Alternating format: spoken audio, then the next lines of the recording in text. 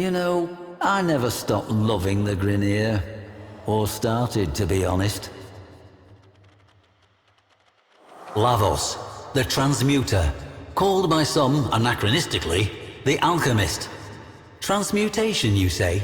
A superstitious process from long ago in which deranged old men heated stinking substances over fires of dung, thinking they could make gold? No. To the Orokin, it was a darkly potent, forbidden science. They were not squeamish, nor moral. So what profound taboos must this art have violated? No transmuter was more dreaded than Yavi, the crawling serpent, the abhorred, the filth speaker. The Orokin feared him so greatly that they whispered he might somehow survive even the Jade Light, just as a severed snake was once believed to grow a new head. So instead, he was imprisoned that his evil might be contained, if not quenched. His jailer was a brute of a Warframe named Lavos.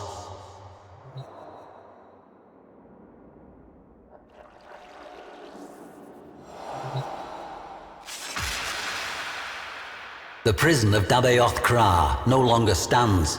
Both it and the slumped Venusian mountain peak upon which it stood were long ago obliterated. We have only records to tell us what went on there. Yavi was a scrawny, hairless man, scaly with skin disease. In reluctant recognition of his Archimedean status, he was permitted to wear the white robe, now a befouled, ragged garment. 2 tattooed serpents crawled up each bony arm from elbow to wrist.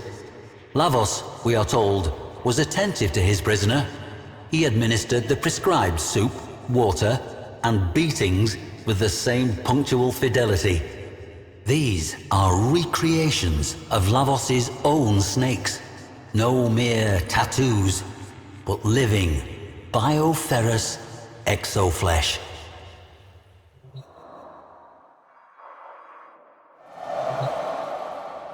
Observers at the prison reported that Yavi was frequently whispering to Lavos.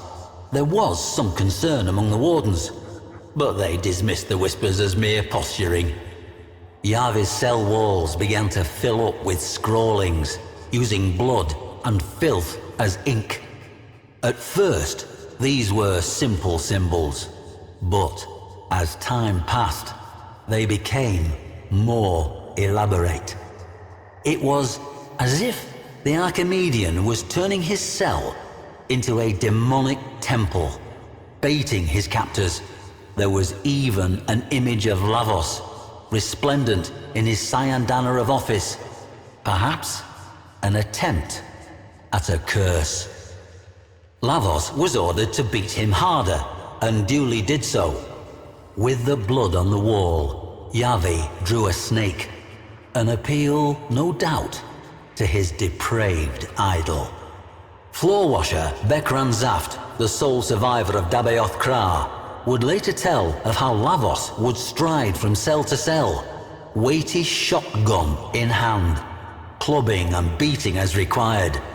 The nightmares still haunted her.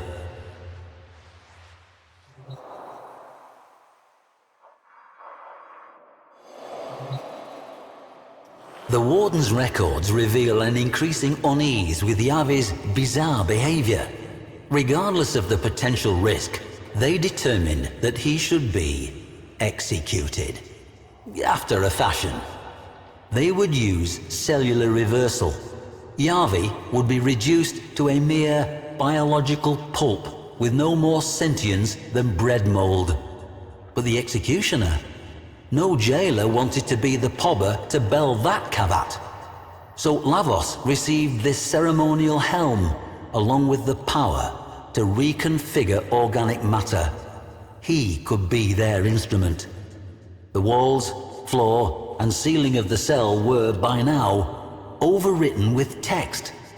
Lavos watched over Yavi continually. Bekran Zaft tells us that, curiously, Lavos no longer beat the prisoners in the other cells.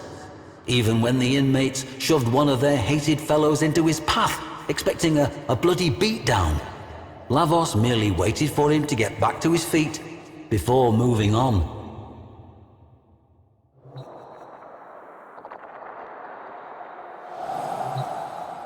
What actually was this forbidden practice of transmutation that terrified the Orokin so? At its pinnacle, it was nothing less than the purposeful elevation of consciousness. To the Orokin, prisoners of their endless golden dream, the thought that a person could rise above their station was anathema. Transmutation could turn commoners into kings, or riches into garbage. Worst of all, it could teach people not to be afraid. I have seen a preserved image of Yavi's cell. His scrawlings were not demonic sigils and barbarous texts, but star charts, evolutionary trees, genome structures. Yavi was not defying Lavos with these cryptic daubings in his own blood. He was enlightening him. Not dark sorcery at all, but radiant science. And the snake? A symbol not of corruption, but of healing. Yavi was a teacher. He might have taught millions. Now he had only one student, but that student was attentive.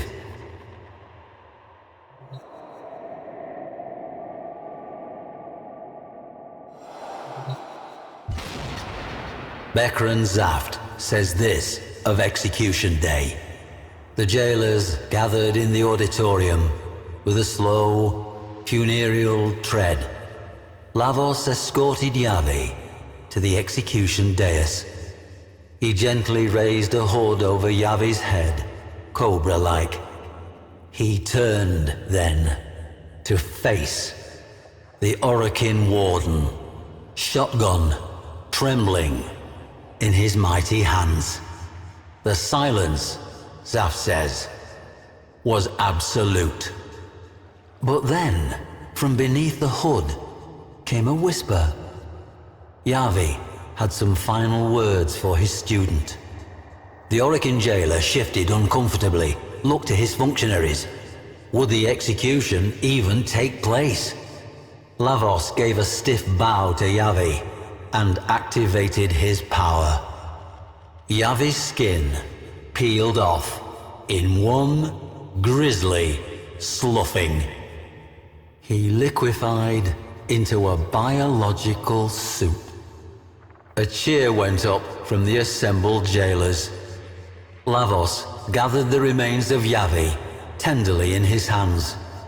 A soft glow emanated from them, as, in one horrible moment, Yavi's Orokin oppressors realized what they beheld.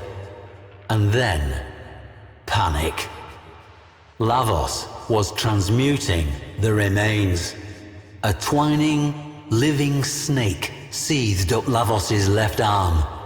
Yavi, transformed, and still, after a fashion, alive, just as they had feared.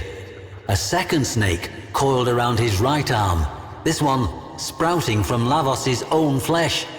Then, Lavos leapt into the midst of the assembly, hurling vials left and right, bathing the hapless, screaming jailers and functionaries and their warden in icy vitriol.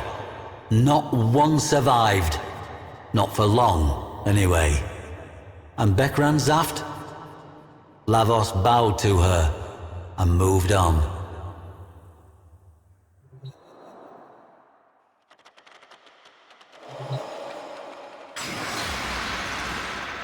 They say that Lavos often takes counsel from his serpents. One is his brutal advisor, the other his wise teacher. Both have their wisdom, and Yavi still whispers to his beloved student. Much like the snake, Lavos is easy to misjudge. The serpents that poison can also cure. He may have been a monster in his previous life, but he was able to achieve something that eluded the most powerful of the Orokin. He changed. Moreover, he changed himself. Yavi may have helped and instructed, but the will to change must have begun with Lavos.